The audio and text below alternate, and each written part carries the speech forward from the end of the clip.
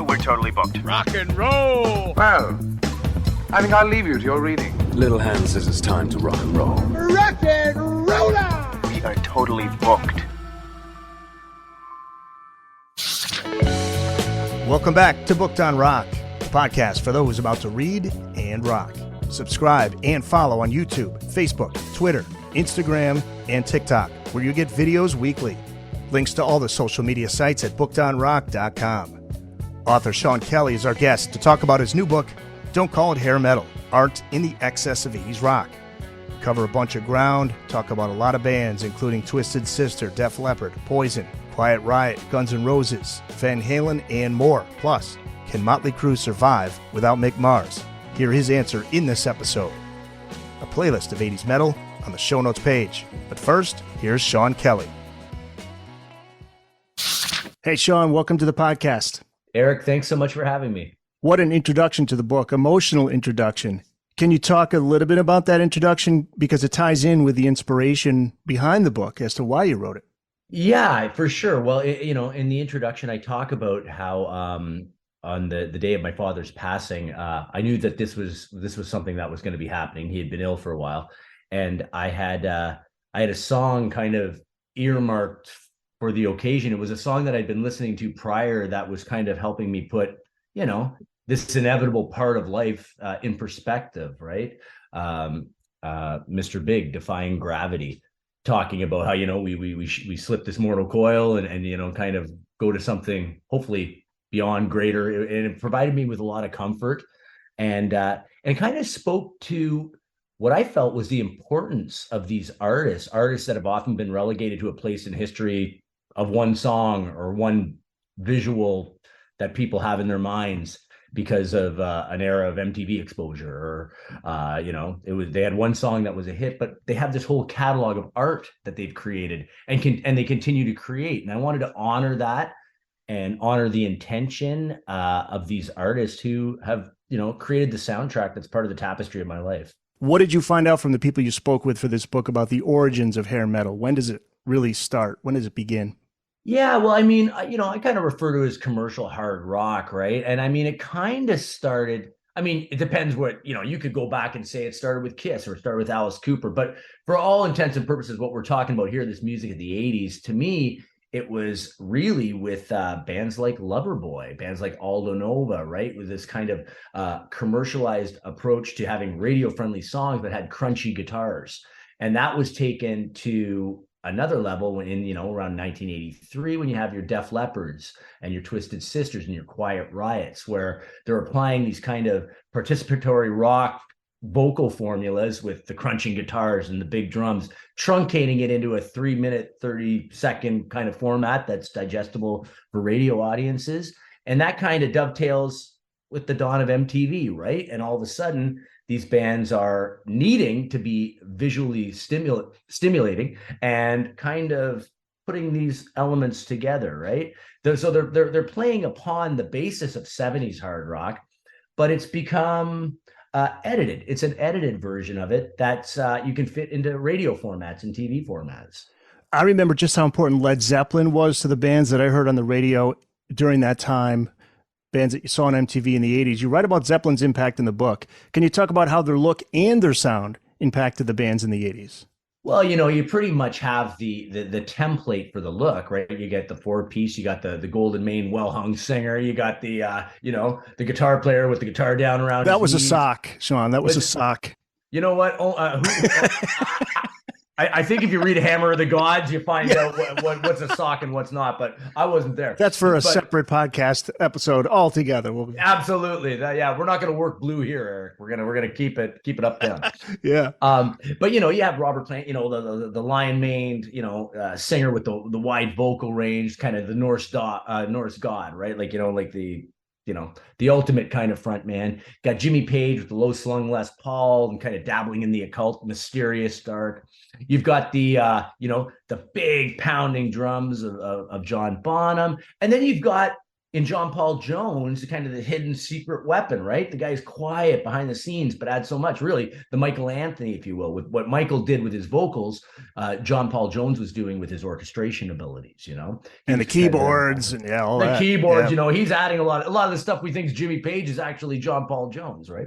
But yeah, so you have this kind of template, but it's a much more complex and layered template. Really, there was a lot more light and shade that you saw in Zeppelin than you saw in the bands that bore their influence later on. You take a look at a band like Kingdom Come, for example, who came along a little later. Kingdom Come really took the riff-based elements of what Zeppelin was doing and the kind of histrionic vocals and focused on that. And I'll be honest with you, at the time, that was far more appealing to me than Zeppelin was. I wanted to hear the power of the riffs. I wanted to hear it big. I wanted to hear the exploitation of those electric guitars and the great vocals and put it into a pop song format. And you listen to a song like Get It On by Kingdom Come, did it perfectly, I thought. But of course, I go back and I do appreciate, the layers of the light and shade of Zeppelin, for sure. It's interesting. Kingdom Come was the Greta Van Fleet of that time. For sure. And, the funny thing about Kingdom Come was it just kind of shows you the naivete of PR back then. Like, really, if they would have just come out and said, yeah, we love Zeppelin, we're making Zeppelin riffs, it wouldn't have even been an issue. Yeah. But these guys denied it. Like there were interviews where they were flat out kind of denying that they had this influence, or at least that was how it was spun. And that was where the rub was. Like, people were listening going, come on, dude, that's Kashmir, that's Black Dog. Like, what are you talking about? Embrace it. Yeah. Embrace it. And I, having spoken, I won't give it away, but in the book, I talked to somebody who was involved in that recording, and it was 100%. They were going after a Zeppelin thing in the studio, I remember they were on the Monsters of Rock tour with Van Halen in 1988. I would have loved to have seen that show. I was very jealous. I was close, man. I was close, but I couldn't quite get over the border. Yeah, yeah. Kiss is so interesting when talking about the 80s, because here's a band who had such a huge influence on 80s bands, yet they found themselves following the trends in the 80s as opposed to setting the trends in the 70s. Can you talk about Kiss's influence from the 70s era, and what did you think of the non-makeup 80s era of Kiss? Well, the influence is everywhere. You talk to anybody, I'd say you talk to 90% of the guys in those bands, and at least somebody in one of those seminal 80s bands was inspired by Kiss Alive. Not only the look, the visuals of the band, like the superhero meets monster meets space alien, all that kind of amazing sci-fi superhero stuff, but also the fact that they were able to capture that live experience on that record so perfectly, so iconically. And that was the template for so many of the people I talked to in the book, as you know, from reading it. So yeah, the influence is huge. Spectacle, production, concise songwriting, taking power pop and classic 70s hard rock influences and Beth. There you go. Like, power ballad. Power ballad, exactly. Before power ballads were even called power ballads. Exactly. But just know it was connectivity, right? Kiss were the kings of connectivity with suburban youth. So what did you think of the 80s era Kiss? Because I'm a huge fan of that era. To be honest, it was my Kiss. Like, Animalize. When Animalize came out, especially, I know I Lick It Up for sure, but Animalize was the record that Heaven's on Fire to me is a near perfect rock and roll song. Like, absolutely incredible. I love that song. I loved 80s Kiss.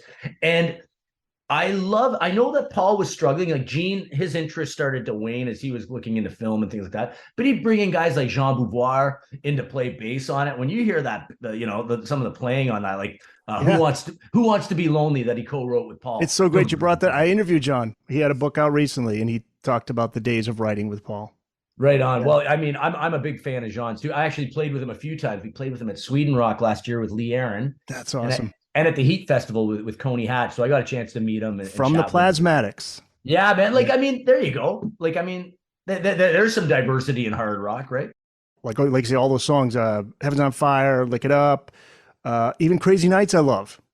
Absolutely. And it's funny when you go to England, you talk about Kiss. Oh yeah. That's the song that blows up. I remember being over there on tour with Crash Kelly and Crazy Nights. And this is like 2003. Crazy Nights comes on in a club, the place erupts. The dance floor is full. And I mean, Paul took charge of the band, and Paul is an absolutely amazing songwriter. And you know, he's really good at taking like those influences, like, you know, taking the Stones or the Raspberries, like those power pop riffs, and turning them into hard rock gems, right? And he became the front man of the band at that point. Sure, man. Yeah. He championed and soldiered that band through what could have been a very difficult era. And you know, for all intents and purposes, they weren't the leaders anymore, but man, they stood their ground and had platinum success throughout that era. Pretty amazing. Every album had at least one big hit single. Mm-hmm. Every single one. If you go through it, go to Wikipedia and look at each album, you'll see, oh, there's a Lick It Up, Heaven's on Fire. Let's see, we had Hide Your Heart. Hide Your Heart. Forever, of course. Forever was a big one. And we're missing a few, but yeah, well, I mean, Revenge came out too at the top of the 90s. Always able to just make sure they're there, you know, and they were kind of the underdogs, which I love too. I love kind of rooting for the underdogs. And there was always that, like, what if they put the makeup back on? What if? And they did. Well, it was funny. It was huge. Yeah, when the reunion tour came in '96, like I had gone back and same as you, I probably had Kiss bubblegum cards or something. Oh yeah, late late '70s, right? I could still smell that card, the bubblegum. Yeah, exactly. So I liked them for the superhero element. I didn't care about the music. I mean, I think my older sister's boyfriend was into them or something. I like the Catman, or I like the makeup of I like the pageantry of it, right? Yeah, but all those fans are now. That's part of why the Kiss is still so huge now, because we're all grown up and we're listening to them, and now we're saying to our kids and our nephews and nieces, "You got to listen to this band." So that's really what, you know. They weren't too fond of when you get to Dynasty. The parents with their kids, and that was kind of like, yeah, we don't want this. But those kids are now grown up and exactly. further on the legacy of Kiss. Yeah, that's right. Let's talk AC/DC. Yeah, spoke to Mike Fraser for the book. He's a Vancouver-based producer and recording engineer who has worked on many AC/DC recordings. What did he have to tell you about their sound, that classic AC/DC sound? Well, I had the good fortune of actually recording with Mike Fraser. So I actually got to use some of the amps that, you know, Angus and Malcolm had used. You know what I mean? Like I got to actually go in and work with them. And, you know, what he kind of told me was, the thing I took away was the simplicity of it. The power comes in the parts, in the music, and in the actual approach to the instrument. Rather than layers and layers of guitar tracks and big ambient drums, it's just a really great sounding snare drum, two really great sounding guitars with really great interlocking parts. It's really about performance, and it's about purity of tone. It's not, when we think of AC/DC, we think loud and heavy, but really the guitar tones are very organic and pure, and it comes from the power of the intention in the players, you know, and just the quality of the parts and the riffs. Time and time again, they just crank out these songs that are just undeniably catchy. You can't help but just get into them. Whether it's Bon Era or Brian, they're just instantly just, you're inside of that. You're in that pocket, that beat, that whole rhythm section.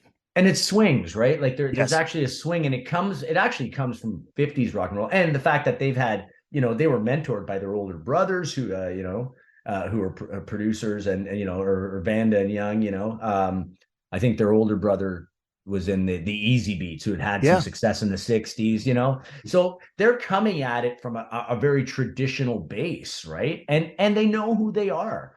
They know who they are. They don't need to follow a trend. They do what they do, and they do it well. And the discipline to play that simply is incredible. Yeah. Take a look at Cliff Williams all night. He's just laying it down. But every once in a while, a note moves underneath a chord in a perfect way, and it elevates the whole thing because he has the discipline to listen to what's happening around him, right? Yep. It's not about being an individual star. It's about knowing your role within this, Play to the song. Yeah. You said you work with Mike Fraser. We should mention your musical background. When did you become a musician? What are some of the bands you've been in, the band you're in now?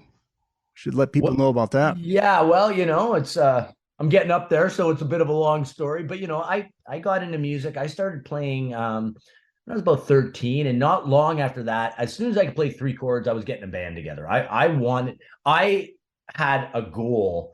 Even when I first heard Twisted Sister, I wanted to be in a band. I wanted to put a band together, and I wanted to get out there and do what they were doing. I wanted to do what Twisted Sister was doing, Quiet Riot, Motley Crue. I wanted to make records, go perform. So I started playing in clubs very young and playing with older musicians. And from there, I had an eye to moving to a bigger city. I was going to drop out of high school, move to LA when I was, Where are you originally from?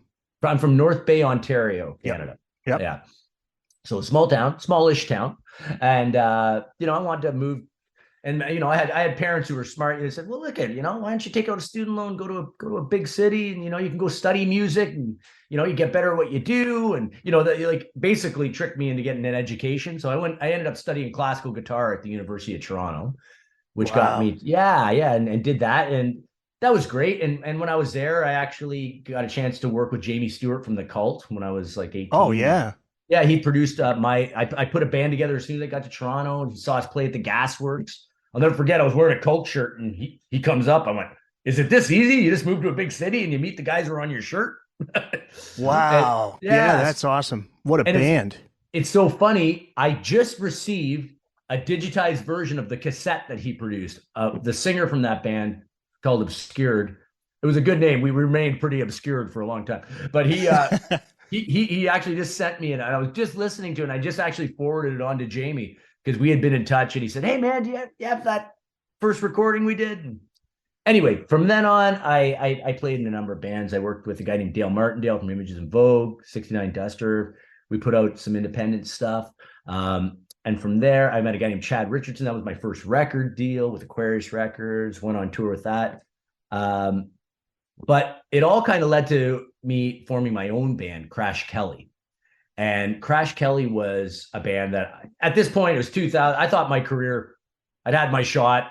The hard rock that I loved seemed to be gone. I said, I'm just going to make the record I want to make anyway, because who cares? I went to teachers college, became a teacher. I said, you know what? I've got a job. I'm a teacher. I'll just make this little record for fun. And it was kind of the 70s glam meets early 80s Sunset Strip. That was what Crash Kelly was all about. Cool. And that was when things started to pop. Go figure. The minute you start doing something that you love and it's authentic to yourself, that's when good things start happening. So that was a good lesson. And man, currently, I played with Nelly Furtado for 10 years, which was an amazing experience. That's awesome. Yeah, that's a whole toured on tour in the studio. Toured the world. Yeah, I played in the studio, toured the world with her, had an amazing experience that I can't even begin to describe. But I currently play with Lee Aaron. I played with a band called Coney Hatch. I played with Gilby Clarke from Guns N' Roses, who produced the Crash Kelly records. I was in Helix. Worked with Honeymoon Suite. Yeah. Wow. I've been very blessed, man. I was in a band called 4 by Fate with Todd Howarth and John. Oh, Redden. yeah. And Seth Howland from Wasp. And, I've had a very, very fortunate career. I'm currently in the Toronto production of Rock of Ages, which celebrates all this music, Yeah. And it's amazing. I just got off the Monsters of Rock cruise, actually. Last week I was in Haiti and Dominican Republic, and I'm playing with Winger. And you were there. Oh, that's so cool, man. Yeah, nice. Lee Aaron played. We did 2 sets on the boat, and good for you. That's awesome. The Booked on Rock podcast will return after this. Let's talk about my band Van Halen, because you write about Van Halen's impact.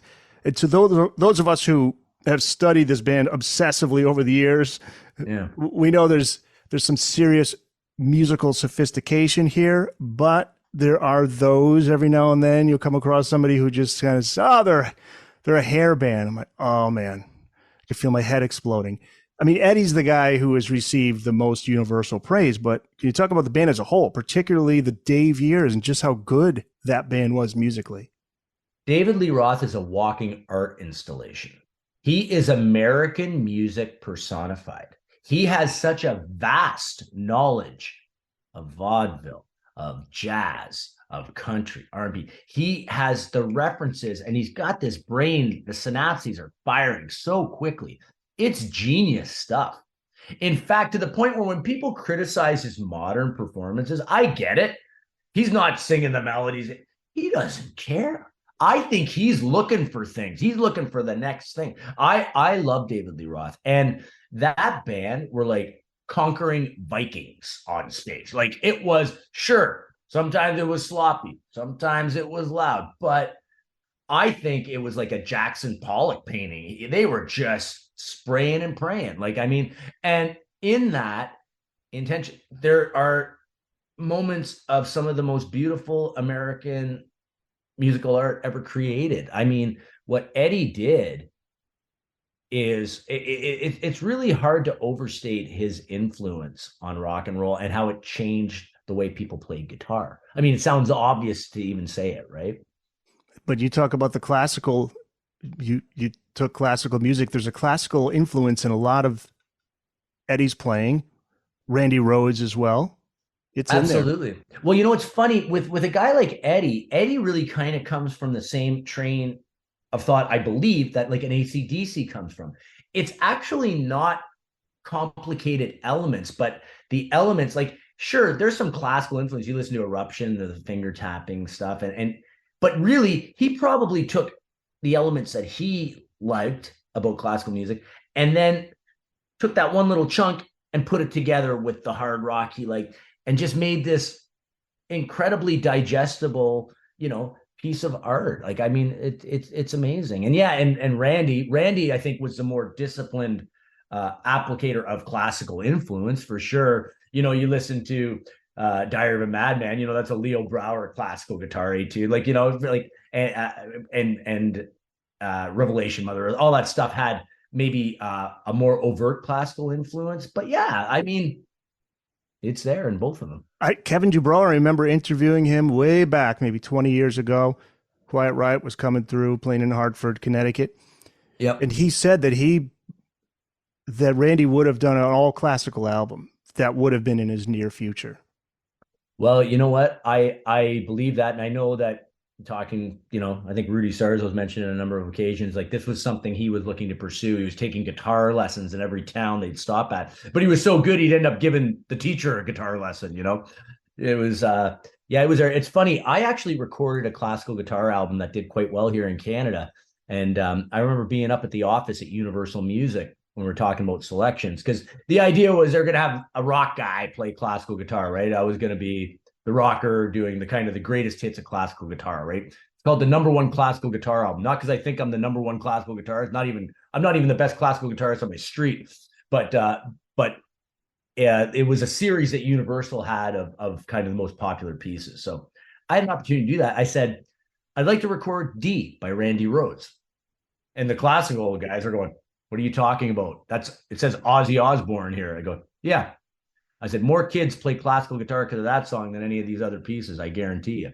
Absolutely. And I fought tooth and nail because, you know, classical music, it's all in the public domain, but we had to pay publishing. You know, you had to pay mechanical royalties on the D. But I'm glad I put that on because Randy was such an influence on me, and it was a way to pay respect to him. And I don't think I played it anywhere near as beautifully as he played it, but it was an honor to be able to do that. And there's a real interesting part of your book that gets into the transition that has to do with Randy and Ozzy Osbourne and Black Sabbath and like the end of Sabbath and how Van Halen begins and influences Randy. There's a quote. I'll read the quote from the book. It says, "It's interesting to look at the role Van Halen played in creating the opportunity for Randy Rhoads to finally find his own voice and ultimate place in rock history." Can you talk about this and how it really starts when Van Halen opens for a Black Sabbath with Ozzy Osbourne on its last legs, and Ozzy then starts a solo career, and who's his guitarist? Randy Rhoads, right? Yeah, well, I mean, you know, you could posit a theory that, you know, having a young, hungry Van Halen going out and absolutely mopping the stage with a drug-addled, exhausted Black Sabbath night after night after night. I don't know if it was that extreme, but certainly reports seem to be that was the case. Van Halen just came out of the gates absolutely crushing them. And, you know, that could have been, you know, it wasn't soon after that Ozzy exited the band, was fired from the band, found himself in LA looking for a guitar player to kind of pick up the pieces. And, you know, really Randy Rhoads, that meeting of those two minds, it's interesting. A lot of people say, Randy saved Ozzy, but Rudy makes a good. Rudy Sarzo told me something very interesting. How Ozzy also saved Randy. If you listen to, or not saved Randy, but brought things out of Randy that weren't happening before. If you listen to the 2 Quiet Riot albums that were only released in Japan prior, we do not hear the same Randy Rhoads that we hear on Blizzard of Oz. Yeah, I need to hear those. I don't know. I don't know if I've ever heard any Quiet Riot with Randy Rhoads on it. Is it out? It's out there, easy to find. It's out there easy to find. In fact, I scored the documentary. I scored a good chunk of that Randy Rhoads Guitar Icon. Oh, you documentary? Did? Yeah, that's out it now. Just came out. Yeah. And I scored the entire documentary that a lot of that came from. There was a documentary called Randy Rhoads: The Quiet Riot Years that was shot, filmed. We did the score, mixed, came out on DVD with Ron Sobel's coffee book. But then there were legal problems, so that got shut down. But years later, a lot of that footage ended up in this new documentary that's been released and is out now. And a lot of my original score remains in there. And I actually went in and not re-recorded those Quiet Riot songs, but referenced them and did sound-alikes. And sound-alikes is a process it's a legal process. You go through and you kind of notate with a lawyer all the changes you've made to make it different. But if you look at some of that footage of Quiet Riot playing, that's me in the studio playing along.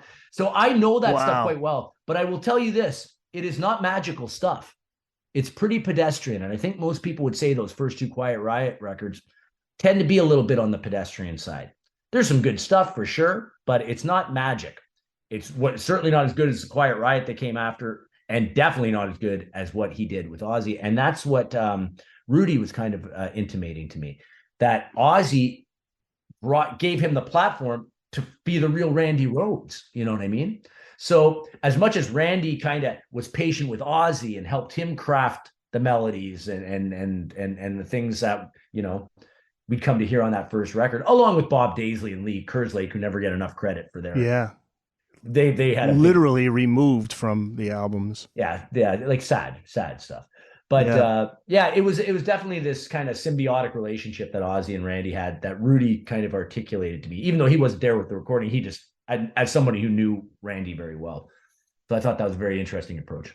Just to wrap up on Randy, you say Randy's greatest gift to Ozzy was his ability to translate the tritone-inspired heavy metal riffs of Sabbath and apply a sonic modernity and accessibility to them. So for the non-musician like myself, this is interesting. If you can explain, is this like a blend of light and dark?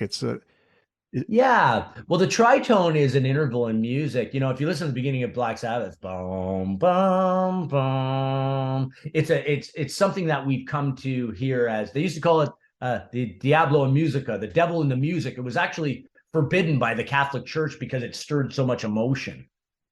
This interval but although Bach used it, a lot of classical composers used it. But that kind of, or the beginning of Symptom of the Universe, dun, dun, dun, dun, dun, dun, dun, dun, that's a tritone. But when Black Sabbath did it, it sounded big and dark and gothic and sludgy, right? But Randy had an edge and a clarity to his playing. So when those types of riffs came in, like Believer, for example, it sounded modern, it sounded fresh, it sounded accessible.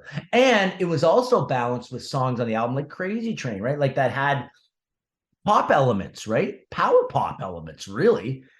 So in there, basically Randy was able to also visually, right? I mean, the guy was a good looking guy, had that kind of California vibe. The whole thing just felt brighter. It felt a little shinier to me anyway. And I think to many people, and helped bring that stuff to the masses. Yeah. Interesting. That classic image that's on the cover of the live album of Randy on Ozzy's shoulders. Incredible. Yeah. You spoke with so many great musicians for this book. Chapter 3, you get into their inspirations and how they applied it to their own band. Paul Gilbert of Mr. Big, Ricky Rocket of Poison, Vivian Campbell of Def Leppard, Gilby Clarke, Guns N' Roses, Rick Emmett of Triumph. Nice. Dokken's George Lynch, Dee Snider, Mark Slaughter, the list goes on. Some real interesting responses. Now, Mark Slaughter's, his comments are interesting, similar to Kip Winger with his classical skills. He put out a classical album. Mark Slaughter talks about, talking about never judge a book by its cover, his jazz influence. because he was in a jazz band, I think he said. Yeah, in high school, like he lived in Vegas, and in Vegas, obviously there were many great musicians who were coming in and out of town to play at all the casinos, right? And I think he speaks about in the book about how some of these players would actually come and sit in and do like clinics and workshops with his high school band or his junior high concert band. So Mark was having all this experience. I think he was in the barber shop. Like, I mean, he had these really kind of interesting, straight musical experiences, but he loved music. Mark identified as a musician from a very early age, and I think that really helped him. Like when he first came to prominence in the Vinnie Vincent invasion, he's coming out as a singer, but Mark's a great guitar player.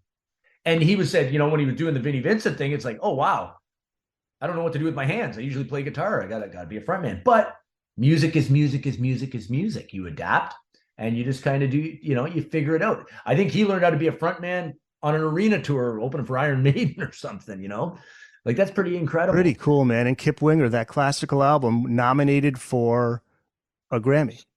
Yeah, man. I met Kip. I actually just talked with him very briefly at the Monster Rock thing, but I met him years ago when I was in Helix. We played a festival called Rocklahoma in Tulsa. Oh yeah, yeah. Yeah, and Kip was the MC, and he Super nice guy, right? Very nice guy, incredibly intelligent man. And he interviewed us for a Q&A. And then after he said, hey, man, he said you studied classical. I think he asked me, what's a Neapolitan chord? Like he was kind of testing me on theory.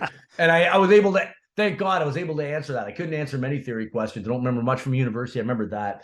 And so we just started talking. And I remember he actually emailed me a couple of times, said, hey, man, check this out. I'm working on a ballet, sent me some music. Incredible talent. And watching Winger on the cruise, even this time, wow.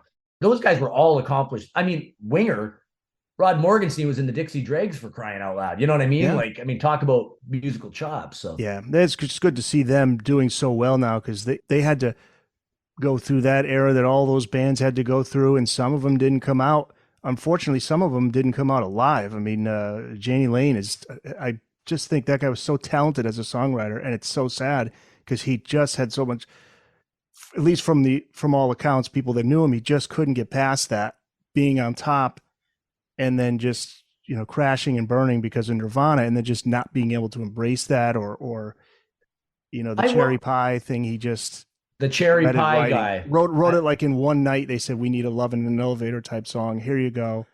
And then the whole album is called Cherry Pie. It was to be called something else, Uncle Tom's Cabin, whatever.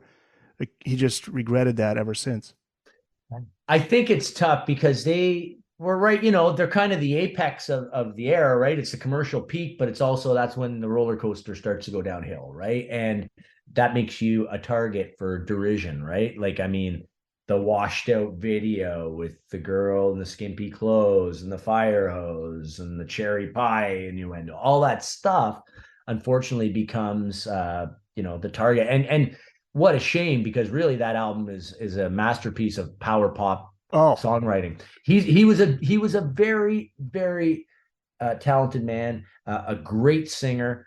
But also dovetailing with that were the excesses of the road and all those lies that so many people, me included to some degree, you buy into it, right? When you're out there, you think you're entitled to something, or this is the way we're going to be. I thank God I didn't really have a constitution for it, but it's out there, those temptations, and some people it claims them, and often, no one becomes an artist because they're so secure in themselves that they they don't feel the need to get up and scream in front of 10,000 people and hope that they love them. You know what I mean? Right. Like this is what we do, right? I think there's to some degree, but yeah, it was a big loss, and he was a talent. And I talk about him in the book because to me, with that first Warrant record, the magic was how he could take the suburban experience. Like when he has to something like Heaven. I play Heaven every night. In Rock of Ages, we play Heaven as a medley with More Than Words and To Be With You,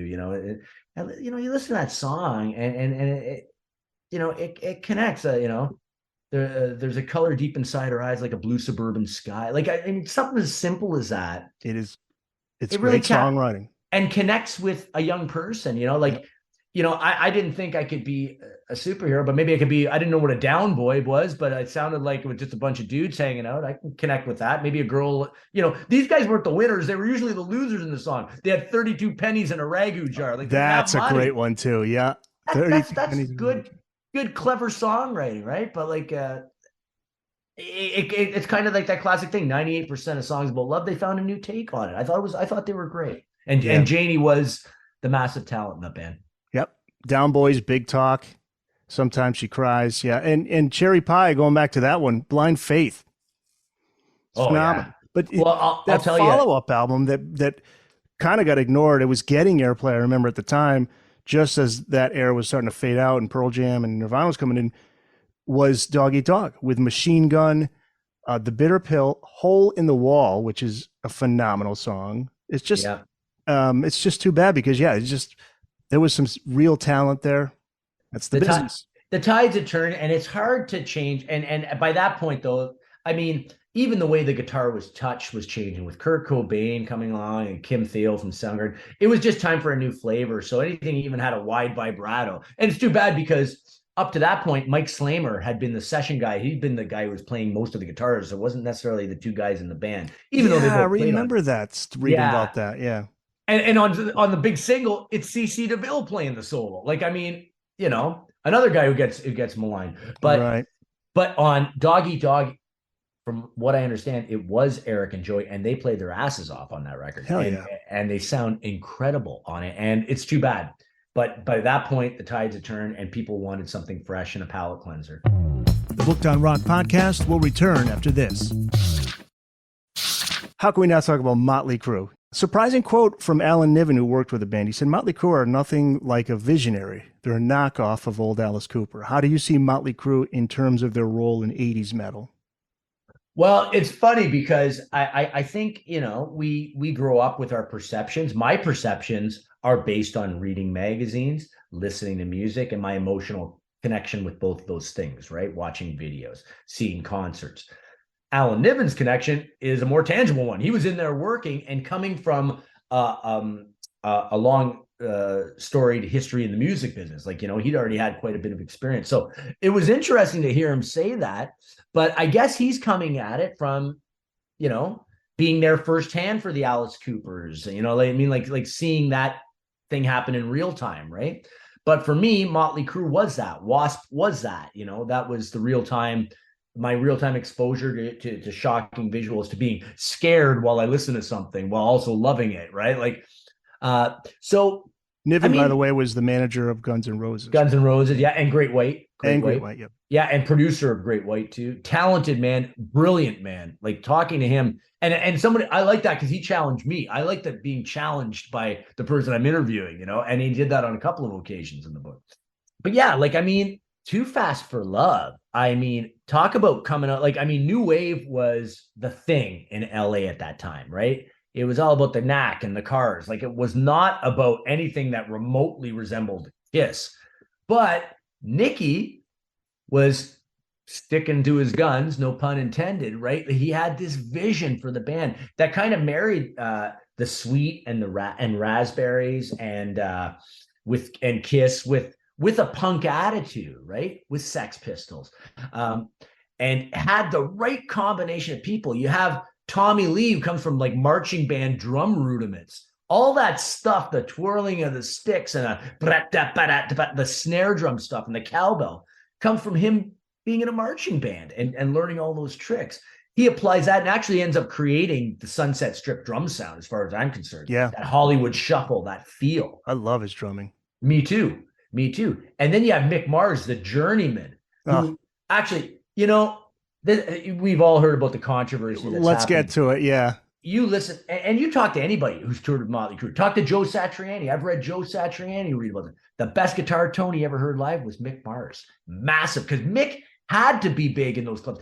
He had to fill the sound. He developed that, and it's all bone tone. It's in his fingers. It's in his approach. I mean, he's kind of like the bastard child of Mick Ronson from Bowie's band, and forget what his name escaped now. The guitarist in Bill Nelson from Bebop Deluxe. Yes, okay. Dwayne Allman, he's playing slide guitar from hell. Like, I mean, Mick is incredible. And if you listen to like what he actually did on Too Fast for Love, he doubled all those solos. So Yeah. it's this massive sick.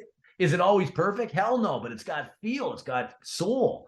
I mean, him and Tommy are the two musical absolutely minds of that band. And I don't, is it even possible that they wanted him out since 1984? How the hell can that even be possible? I've heard that. I think Bob Daisley mentioned something like that in his book. Right. I don't want to, don't quote me on that, but Yeah. I think he does. And he talks about, they wanted to get like Jake in there or something. And, but Jake E. Lee. yeah, Jake E. Lee. But you got to remember too, these guys were all hanging out. It was a small circle. Like Alan, really in the book, he talks about, Michael Wagner, the famous producer, Bobby Blotzer, the Great White Guys. They're all living in Redondo Beach, close to each other, right? Like, I mean, they're all these guys and Mick Mars are all close. And I know that for example, I talked to George and Warren DeMartini, George Lynch and Warren DeMartini. At one point, those guys just went across the halls and started playing each other's bands.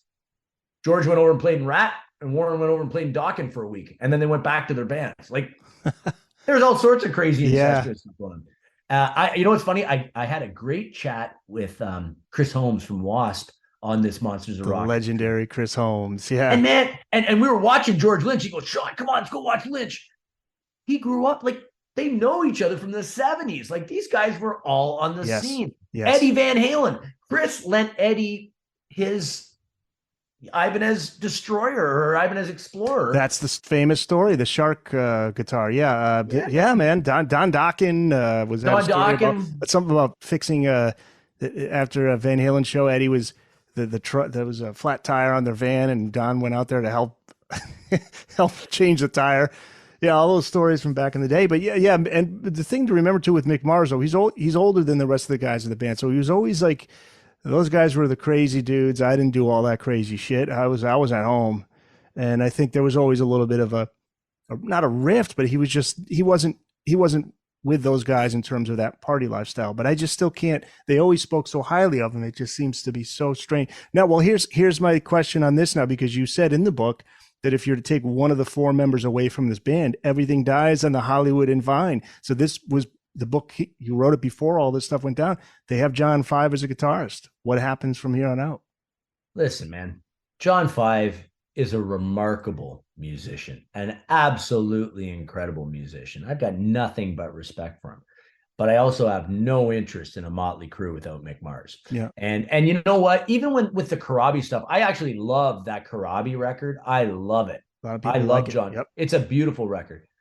Should they have called it Motley Crue? I don't know. Because honest to God, Vince Neil, he's not the most technically gifted vocalist in the world. We know that. But the sound, and even Nicky back in the day, I don't know if he played everything on Too Fast for Love, but at Shout at the Devil, if you listen to the isolated bass tracks, we're not talking about a virtuoso at work here. Like, I'm listening.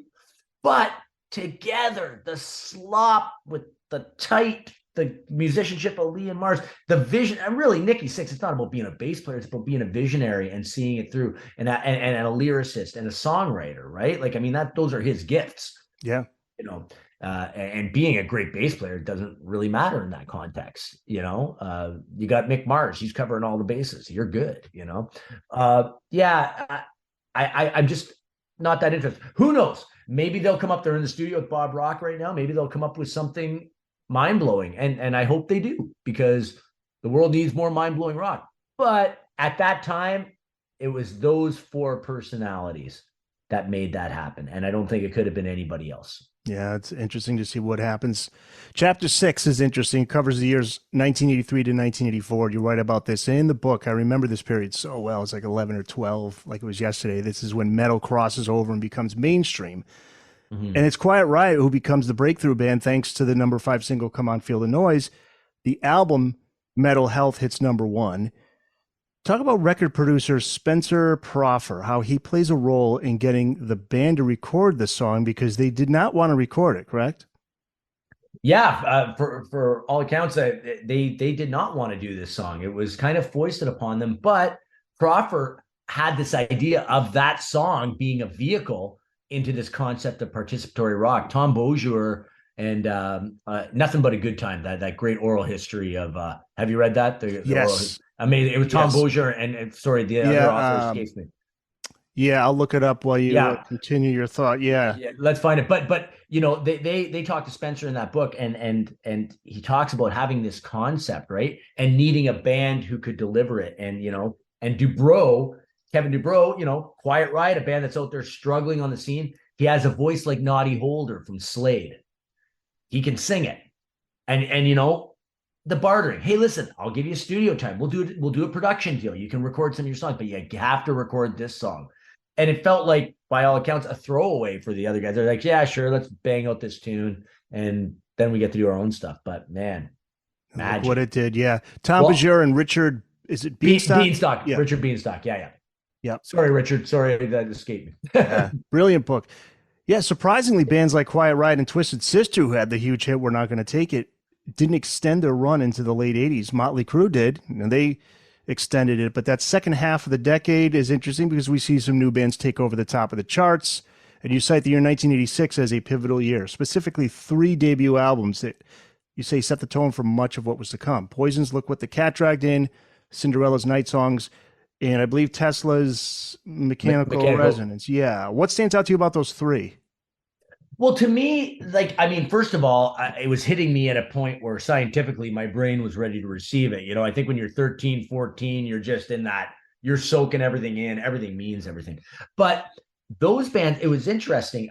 In the case of Cinderella and Tesla, there was actually this kind of return to a rootsier thing. It was, they were bringing in a little bit more of the American blues rock influence, right? A little more of the Aerosmith. All of a sudden you're seeing, you know, the guitars aren't necessarily pointy. You're seeing Les Pauls, you're seeing Telecasters, seeing these more kind of classic guitars. And you're hearing these more classic guitar tones, but you're still seeing a pretty overt glam rock image, especially in Cinderella's case, right? I mean, you can make an argument that Night Songs cover is what people associate with the term hair metal. They see that. A lot of animal print, a lot of scarves, hair piled up high. But the music itself has more, to me, with late 70s Aerosmith. It's a little darker, you know? It's kind of got this gothic dark thing going on that Aerosmith would explore, like Draw the Line and stuff. Yep. Great songwriting there too. Yeah, man. I think that's Tom Kiefer. Did he have a songwriting partner? Or was it just him? I think you know what? I can't recall right now what the credits are, if there's other people involved, but I know Tom is the driving songwriting force for sure. I'd have to go and look. I can't remember because I think the other guys came on later. I know Snake Sabo from Skid Row he auditioned to be in the band at the time. They'd already been signed and everything. Yeah, isn't that yeah. Like crazy, right? Like Slash auditioning for Poison. Yeah, and man, he wasn't dressed the right way or something. Yeah, and you know, and thank God for Poison, because honestly, CeCe DeVille brought that kind of power pop songwriting thing. Absolutely. And I think that record, to me, you know, it's funny, for all the accusations of hair metal being super polished and super corporate. I mean, that record was made on a shoestring. It sounds as raw as any punk record. To me, it's got more in common with the New York Dolls than it does with, you're right, you know, corporate rock. I mean, it's, you know, I love it because to me, it sounds like a band playing at the absolute best of their abilities and just crossing the line. They just kind of get there, but they've got the intention. Bret Michaels is a gifted songwriter. CeCe DeVille is a gifted songwriter. The band had a collective sound when they played. I'm not sure they could do a Van Halen cover any justice, but they sure could do those Poison songs justice, like those songs. And I love the sound of that. Little punk in there in that first album, a little punk. Dude, like, right? I mean, let's God Save the Queen, right? Right. And Cheap Trick, she's tight, right? Like, it's got, like, those are the Talk Dirty to Me. Yeah. By the way, Tom Kiefer, soul songwriter. I'm looking here. All songs written by Tom Kiefer. Okay, there you go. Yeah. You call Guns N' Roses' Appetite for Destruction the most important rock and roll album of the 80s. When did you first discover that album, and what was your first impression of it? Did you think it would become as huge as it became?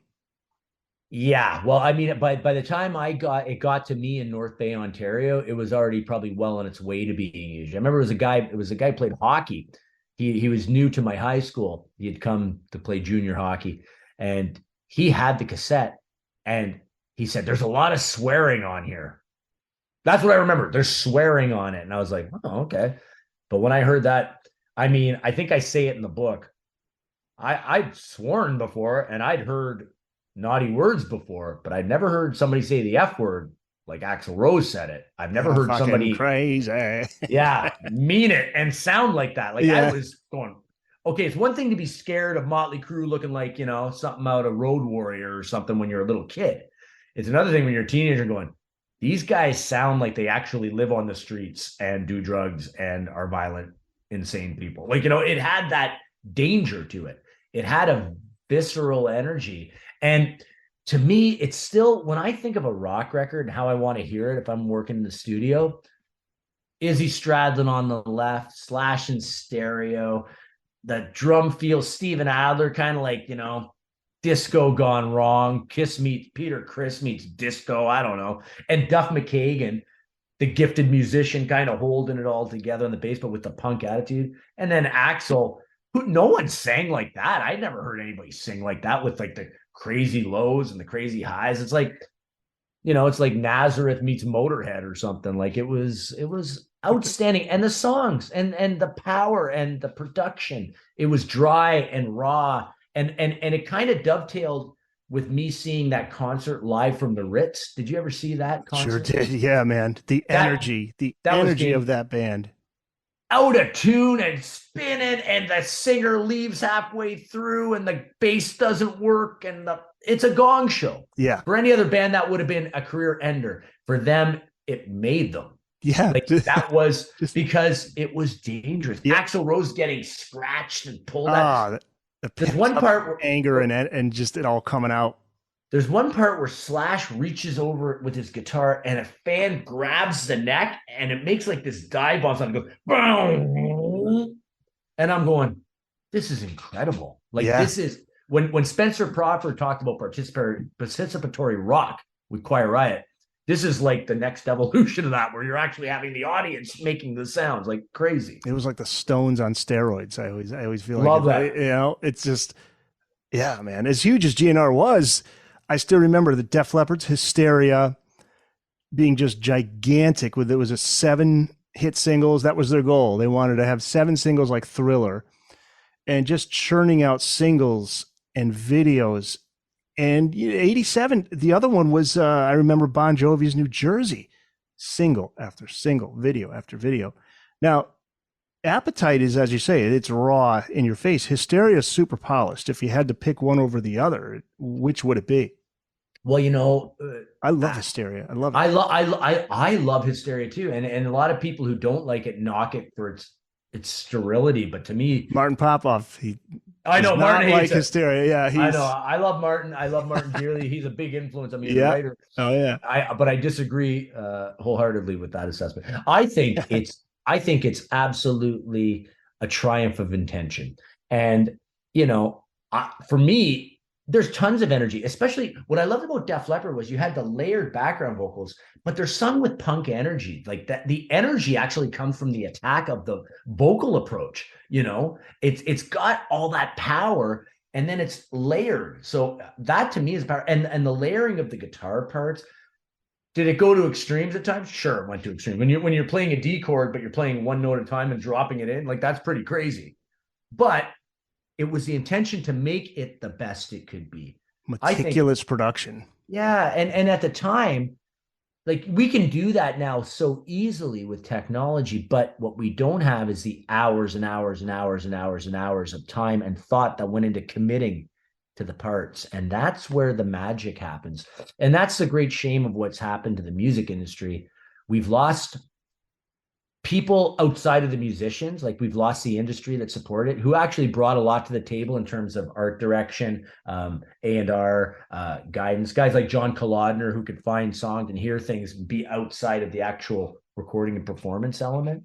And we lost the time.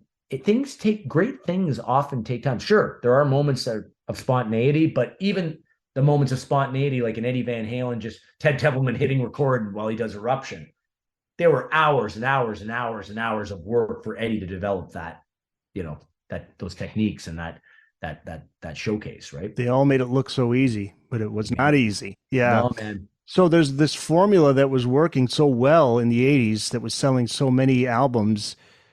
You'd have that first hard rock and single followed by the ballad. It was like the whole formula was working.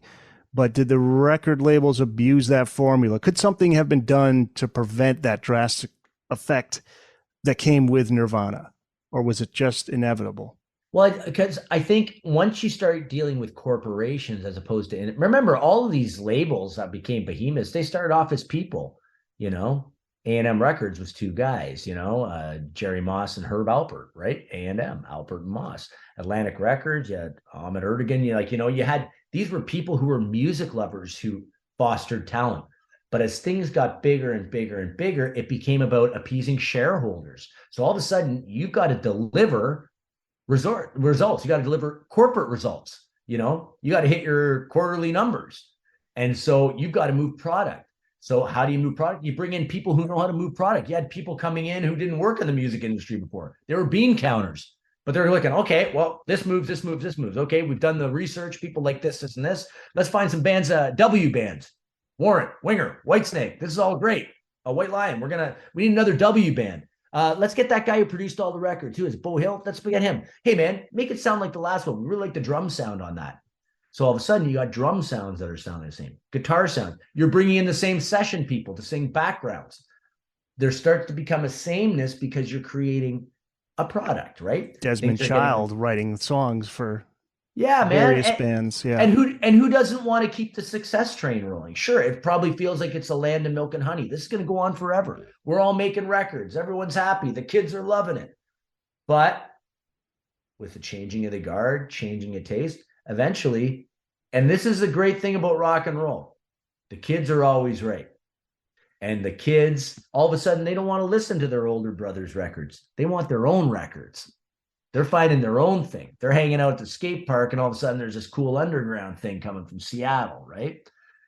Things change. The cycle is inevitable, but it definitely, in this case, it was really when the corporations were starting to take hold of the music industry. Labels are collapsing under like the Time Warner umbrella, right? Or the Universal Music umbrella, or the Sony Music umbrella. So all these people who were once independent entities are now part of a conglomerate.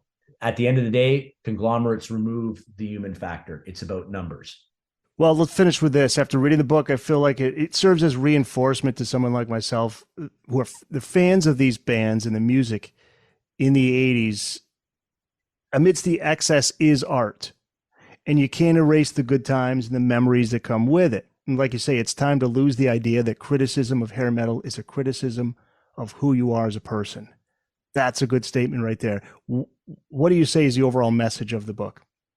Well, I think the overall message of the book really, I wrote it because I was tired of hearing the bands that I love maligned and kind of dismissed as being lesser than and not real rock and roll. So I kind of came out with my shield up. I was defensive, but I quickly let that go, because really what it is about is not about fighting about the music you love. It's about sharing the music you love. And that's what I try to do. The overall music is sharing what I love about this music and how it connects to the great rock and roll of the past.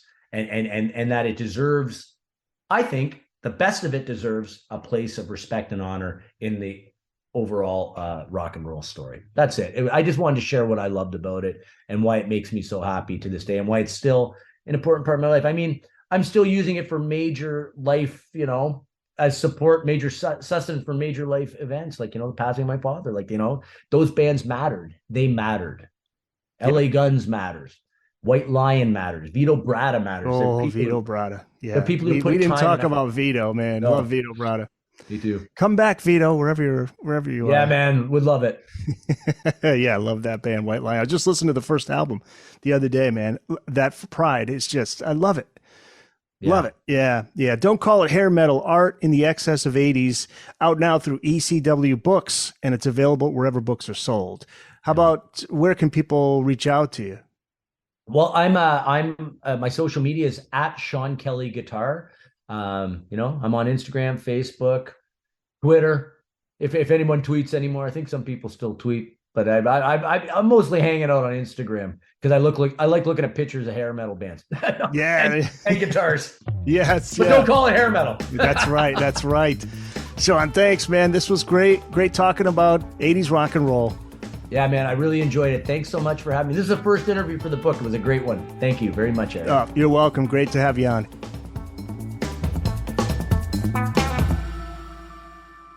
That's it. It's in the books.